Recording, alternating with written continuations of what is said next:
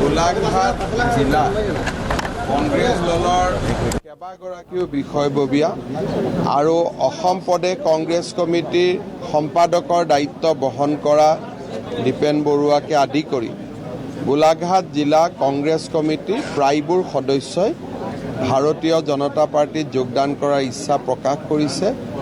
তেওঁলোকে আনুষ্ঠানিক যোগদান কৰিব। মই আজি তেখেতসকলৰ লগত খন্তেক সময় কথা বতৰা পাতিলোঁ আৰু সকলোকে দললৈ আদৰণি জনালোঁ। কংগ্ৰেছততো কোনো নাথাকে, এইটোতো আপোনালোকে মোৰ কথা মানি লওক। যেনেকৈ মোদী গেৰেণ্টি চবেই বিশ্বাস কৰে, বাকী ডাঙৰ গেৰেণ্টি মই দিব নোৱাৰোঁ, কিন্তু কংগ্ৰেছ শূন্যৰ গেৰেণ্টিটো মই দিছোঁ আপোনালোকক। সেইটো এটা মোৰ গেৰেণ্টি।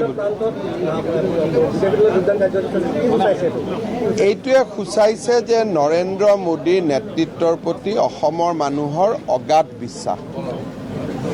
ভাৰত জোৰো ন্যায় যাত্ৰাই কংগ্ৰেছ খালী কৰাৰ এটা যাত্ৰা আৰম্ভ কৰিলে আৰু 2024 ইলেকশ্যনত বহুত হৈ যাব। যি অলপ চলপ বাকী থাকিব 26 আগতেও শেষ হৈ যাব। তেতিয়া অসমখন ভাল হ'ব, সকলো বিজেপিত থাকিব আৰু একে লগ লাগি আমি অসমৰ ডেভেলপমেণ্ট কৰিম। এতিয়াতো কেণ্ডিডেটগৰাকীকো মই মাতিলে আনিব পাৰোঁ, তেনেকুৱাতো কোনো কথা নাই। গতিকে আজি নালাগে, কিন্তু এইবিলাকতো মোৰ ঘৰৰ মানুহ, গতিকে এইবিলাকত কোনো অসুবিধা নাই। যাক যেতিয়া যেনেকৈ লাগে আনিলে হ'ল। চাওক, সংখ্যালঘু সংখ্যাগুৰু বুলি কথা নাই। মানুহে নৰেন্দ্ৰ মোদী ডাঙৰীয়াক ভাল পায়, মোদী ডাঙৰীয়াক ভোট দিব।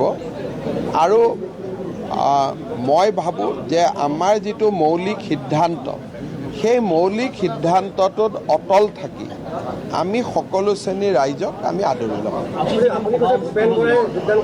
আজিৰ এইটো ভূপেন বৰাই চাওক, আজি মই কিমান দিনৰ পৰা যোগদান কৰিম বুলি কৈ আছোঁ। তেওঁতো না কোৱা নাছিল। আপোনালোকে হুলস্থুল কৰাৰ পিছতহে তেওঁ না কোৱা আৰম্ভ কৰিলে। আজি প্ৰত্যাহ্বান কেতিয়া জনালে? যোৱা 7 দিনৰ পৰা মই কৈ আছোঁ, 7 দিনটো মাতা নাই। এই গোলাঘাট আৰু যোৰহাটত আপোনালোকে বহুত বেয়াকৈ ধৰাৰ কাৰণেহে তেওঁ ক'লে, নহ'লেতো কোৱাই নাছিল ইমান দিনে। সেইকাৰণে তেওঁৰ যোগদানটো নিশ্চিত, সেইটো আপোনালোকে কনফাৰ্ম কৰি থৈ দিয়ক। খালি মই আগতে কৈছোঁ যে 25ৰ আগে পাশে যোগদান কৰিম। হ'ব পাৰে, কিন্তু বিজেপিতে হ'ব আৰু যি হয়, কংগ্ৰেছত নহয়। যি হয় তেওঁৰ ভাগ্য বিজেপিতে আছে। গতিকে তেওঁ হোৱাটোতো মই কাৰ ভাগ্যত কি লৈ আহিছে মইতো ক'ব নোৱাৰোঁ, কিন্তু মই এইটো পূৰা জানো যে তেওঁৰ ভাগ্য বিজেপিৰ লগত। আজি আমাৰ কাজিৰঙা সমষ্টিৰ সকলো বিধায়ক আৰু AGP বিজেপিৰ এখন সমন্বয় সাধন কৰাৰ উদ্দেশ্যে মই এখন মিটিং কৰিলোঁ। যোৱা 3 দিনত মই তেজপুৰত কৰিলোঁ, তেজপুৰৰ পৰা লখিমপুৰত কৰিলোঁ, লখিমপুৰৰ পৰা ডিব্ৰুগড়ত কৰিলোঁ, ডিব্ৰুগড়ৰ পৰা যোৱা নিশা যোৰহাটত, আজি গোলাঘাটত। মোৰ প্ৰথম ৰাউণ্ডৰ যিটো সমন্বয় আৰু এটা কেনেকৈ আমি নিৰ্বাচনত যাম, কি ইছ্যু ল'ম, কোন নেতাক কোন জিলাত লাগে, এই গোটেই যিটো প্ৰাৰম্ভিক নিৰ্বাচনৰ প্ৰস্তুতি, আজি প্ৰথম পৰ্যায়ৰ মই প্ৰস্তুতিটো সম্পূৰ্ণ কৰিলোঁ আৰু এতিয়া দ্বিতীয় পৰ্যায়ৰ প্ৰস্তুতি কৰিব লাগিব। এই প্ৰথম ৰাউণ্ডতো গোটেইকেইটা ছিট পাম। এইকেইটা বিজেপিৰ খুব শক্তিশালী দুৰ্গ, গতিকে ইয়াতে কোনো অসুবিধা আগৰ পৰাই নাই, এতিয়াও নাই। হ'ব, আজিৰ ডেটত আমি সকলো উৎসাহী যে আমি 13খনৰ কাৰণে খেলি আছোঁ। আৰু প্ৰথমতে 11খন আছিলে, এতিয়া আমাৰ টাৰ্গেট 13। ধুবুৰীখনত আমি 4টা বিধানসভা সমষ্টিত লিড ল'ম। আগত আমাৰ এটাতো লিড নাছিল। গতিকে ধুবুৰীত ডেভেলপ হ'ব, কিন্তু জিকাৰ পৰ্যায়লৈকে আজিয়ে যদি যাওঁ তেতিয়া মানুহে মোক ক'ব যে CM এনেই কৈ আছে। গতিকে মই বাস্তৱৰ লগত মিলাই কৈছোঁ, কিন্তু আমাৰ কেণ্ডিডেট খুব ষ্ট্ৰং। AGP দলৰ চেষ্টা হ'ব, কষ্ট হ'ব। 3rd ফেজৰ ইলেকশ্যন, অসমৰ বাকী সমষ্টিৰ ইলেকশ্যনেও তাত প্ৰভাৱ বিস্তাৰ কৰিব। গতিকে ধুবুৰীৰ বিষয়ে মই আলোচনা অলপ শেষলৈকে থৈছোঁ। ছাৰ, লখিমপুৰত কংগ্ৰেছৰ প্ৰাৰ্থীগৰাকীয়ে মনোনয়ন দিব যাওঁতে ৰাণীনৰ ভৰতৰ লগত যোৱা নাই, কি বুজাইছে? এজনো বিধায়ক যোৱা নাই। লখিমপুৰৰ কংগ্ৰেছৰ প্ৰাৰ্থীজন ভূপেন বৰা ডাঙৰীয়াৰ নিজৰ প্ৰাৰ্থী, কিন্তু ভূপেন বৰা ডাঙৰীয়া বিজেপিত যোগদান কৰিব বুলি নিশ্চিত হোৱাৰ কাৰণেই কংগ্ৰেছ দলৰ কোনো বিধায়কে ভূপেন বৰাৰ প্ৰাৰ্থীগৰাকীক সংগ নিদিলে, এজনো MLA নগ'ল। মই ভৰত নৰ ৰাণী নৰহৰ কথাটো নকওঁৱেই, তেওঁলোকৰ ইমান কেইজন MLA আছে, এজন MLAও নগ'ল। কি বুজাইছে? তাৰমানে জানেই যে ভূপেন বৰাৰ মানুহ, এওঁ কোনোবা দিনাখন বিজেপিতে আহি যাব, গতিকে আমিনো গৈ কি কৰিম। গতিকে ভূপেন বৰাটো একদম মোদী গেৰেণ্টি টাইপ। যোৰহাট কি ক'ব? যোৰহাটত আৰু কালিৰ পিছত কিবা আছে নেকি? এইটোতো 10 আৰু 1ৰ ফাইট।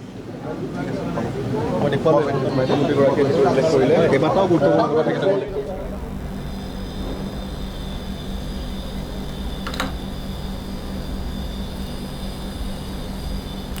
ইতিমধ্যে মুখ্যমন্ত্ৰীগৰাকীয়ে নুমলীগড়ৰ যি ৰিভাৰ ভিউ গেষ্ট হাউচ আছিলে তাত মত বিনিময় কৰাৰ পাছতে তেওঁ ইতিমধ্যে যাত্ৰা কৰিব। আৰু এই দৃশ্য হৈছে নুমলীগড় ৰিভাৰ ভিউ গেষ্ট হাউচৰ দৃশ্য। আৰু ইতিমধ্যে মুখ্যমন্ত্ৰীৰ উপস্থিতিত বহু কংগ্ৰেছ প্ৰাৰ্থীয়ে বিজেপিত যোগদান কৰাৰ কথাটো প্ৰায় নিশ্চিত হৈ পৰিছে। আৰু এক কথাত ক'বলৈ গ'লে গোলাঘাটত কংগ্ৰেছ প্ৰায় শূন্য বুলিয়ে ক'ব লাগিব। আৰু ইতিমধ্যে গুৰুত্বপূৰ্ণ বৈঠক সমাপ্ত কৰাৰ পিছত তেওঁ ৰাওনা হ'ব বোকাখাটলৈ। আৰু বোকাখাটত তেওঁ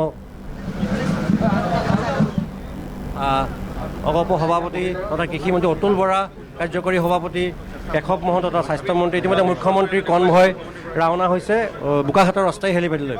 অস্থায়ী হেলিপেড আমি দেখুৱাই আছোঁ, তেজাবে দেখুৱাই আছে। এক গুৰুত্বপূৰ্ণ বৈঠক বুলি ক'ব লাগিব। ৰণনীতি প্ৰস্তুত কৰা হৈছে আগন্তুক নিৰ্বাচনত কাজিৰঙা লোকসভা সমষ্টিৰ বাবে। লগতে 25গৰাকীকৈ যুৱ কংগ্ৰেছীয়ে আজি যোগদান কৰিছে, আমি দেখুৱাইছোঁ। ইয়াত আমি যদি কামাখ্যা প্ৰসাদ তাছা আছে, আমি কামাখ্যা প্ৰসাদ তাছাৰ সৈতেও কথা পাতিম।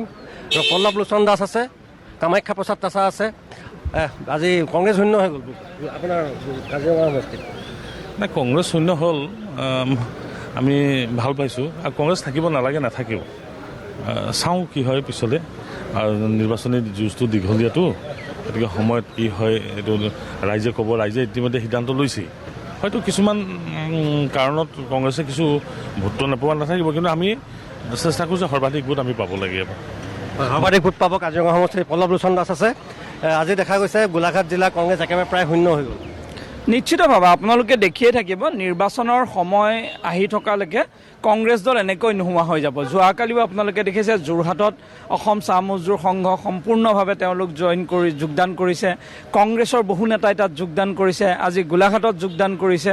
এনেকৈ যোগদান চলি থাকিব। যোগদানটো কাৰণ সময় যোৱাৰ লগে লগে মানুহৰ মনত এইটো ধাৰণা আছেই যে নৰেন্দ্ৰ মোদী ডাঙৰীয়া হিমন্ত বিশ্ব শৰ্মাৰ লগত থাকিলে আমাৰ উন্নয়ন হ'ব, আমি সমাজ বা নিজৰ ব্যক্তিগত। মুখ্যমন্ত্ৰী এতিয়াও কৈছে ভূপেন বৰা আহিব, আপোনালোকৰ দললৈ আহিব। আৰু ভূপেন বৰাই কৈছে নাযাওঁ বুলি কৈছে, অটল হৈ আছে। তেওঁ কৈছে মই মুখ্যমন্ত্ৰী হ'ম 26ত কংগ্ৰেছৰ হয়। চাওক, সেই সম্পৰ্কেনো আমি কি ক'ম, কিন্তু যিসকলে দাবী কৰে তেওঁলোকে কংগ্ৰেছক যিসকলে বেছি ডাঙৰ ডাঙৰ কথা এনেকৈ শুনে আপোনালোকে দেখা পায় যে সেয়া বিজেপিত যোগদান কৰিছে। সেইকাৰণে যোনে অলপ জোৰেকৈ যেতিয়া কথা কয় আপুনি ইংগিতটো বুজি পাই যাব। পল্লৱ লোচন দাস দেখুৱাইছোঁ মুখ্যমন্ত্ৰী কনভয় ইতিমধ্যে ৰাওনা হৈছে। আমি বিজেপিমুখী হ'লোঁ। আমাৰ গোলাঘাট জিলা কংগ্ৰেছৰ ভালেকেইজন উপসভাপতি, সাধাৰণ সম্পাদক আজি বিজেপি যোগদান কৰিছে। মহিলা কংগ্ৰেছৰ মুখপাত্ৰ আছিলে, বাইদেৱে জইন কৰিছে। আৰু আমি অসমৰ মাননীয় মুখ্যমন্ত্ৰী ডাঙৰীয়াৰ নেতৃত্বত অসমখন যিদৰে পৰিচালিত উন্নয়ন হৈছে, সেইকাৰণে আমি আজি বিজেপি দলত যোগদান কৰিবলৈ বাধ্য হ'লোঁ। মুখ্যমন্ত্ৰীয়ে কৈছে আপোনাৰ নিউজখনতে যে কংগ্ৰেছ অসমত শূন্য হ'ব।